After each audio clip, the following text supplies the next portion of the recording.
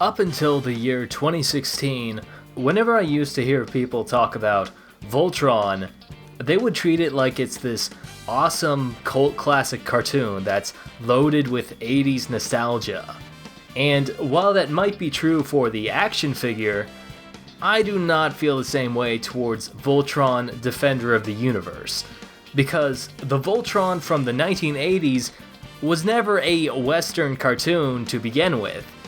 In reality, it was essentially a highly edited English dub of this edgy Japanese anime called Beast King Go Lion, which was interspliced with other Japanese animation clips to remove the darker plot elements for the sake of a campy, lighthearted kids show. Basically, they were trying to recreate Transformers Generation 1, but the biggest difference between Voltron and Transformers isn't just the amount of robots, it's the way that they were created. Transformers was a joint production between writers in the United States along with animation studios in both Korea and Japan, while Voltron Defender of the Universe is just America taking something that was already made in Japan and appropriating it into our own thing. Netflix's Voltron Legendary Defender, on the other hand, is giving something back. There have been other Voltron sequel shows trying to cash in on the success of the original, but Voltron Legendary Defender is a reboot that pays tribute to its source material by combining concepts from Defender of the Universe and Beast King Go Lion. To start with, the main protagonists are no longer ambiguously European. Human characters such as Lance, Hunk, and Pidge have darker skin complexions. Keith is voiced by Korean actor Steven Yeun, and Takashi Shiro Shirogane is, without question, a Japanese man who is now the leader of Team Voltron, which is miles better than his 80s counterpart named Sven, who was replaced by his twin brother. Have you been able to find the missing key for the fifth lion yet? Listen up, Team Voltron! The only way to succeed is to give it all you've got! This looks bad, but we can do this! Additionally, the alien Princess Allura and her royal butler Koran also have darker skin tones, and on top of this, Allura is even portrayed by African-American voice actress Kimberly Brooks. Koran might have red hair, but it should be clear that none of these characters are white, and they never were to begin with. Beast King Go Lion was a Japanese animated series, so it makes sense for certain characters in Go Lion's spiritual successor to actually be Japanese. Much like Transformers, Avatar: The Last Airbender, and The Legend of Korra, Voltron Legendary Defender is another TV series that is written and storyboarded in the United States before being sent off to Studio Mir in Korea to receive completed animation. Not only is it the same process as Avatar: The Legend of Korra, it's almost the exact same production team, but with Joaquim Dos Santos and Lauren Montgomery as the head writers instead of Michael Dante DeMarco and Brian Canezio, which goes to show what the Korra team can really do when Canezio and DeMarco aren't the ones calling the shots.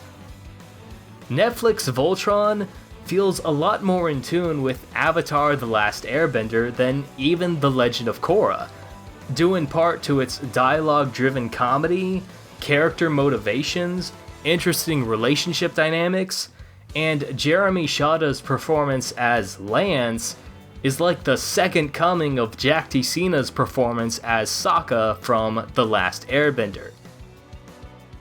Honestly, I can't believe that I never realized how the Avatar formula of balancing comedic dialogue against serious action sequences could be so compatible with a giant robot narrative. And considering how Voltron is one of the most well-known robots in pop culture, it should come as no surprise that this reboot has been so successful. For me, Voltron Legendary Defender is proof that there's still a market for giant robot action cartoons in the United States, and that there is a way to respectfully bring the inspiration you receive from Japanese anime into Western animation, which you can accomplish by having specific characters who navigate the Japanese-inspired story actually be Japanese.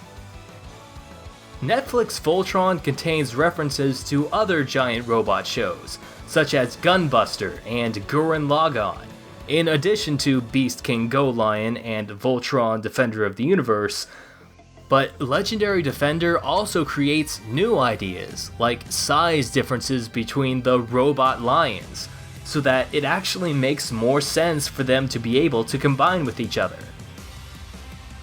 This isn't just a reboot that pays tribute to its source material, this is an improvement upon the entire franchise.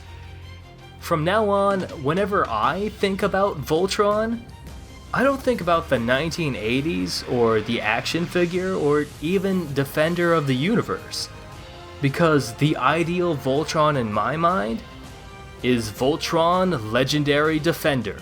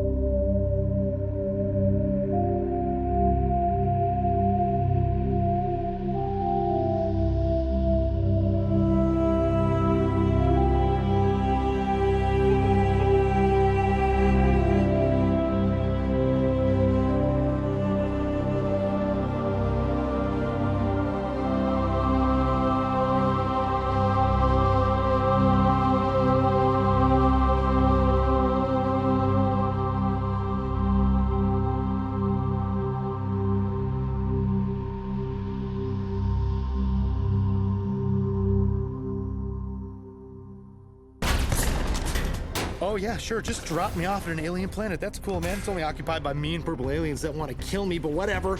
Just ignore them and go connect with a big yellow mechanical cat. Easy peasy. Yeah, that all makes a ton of sense to me.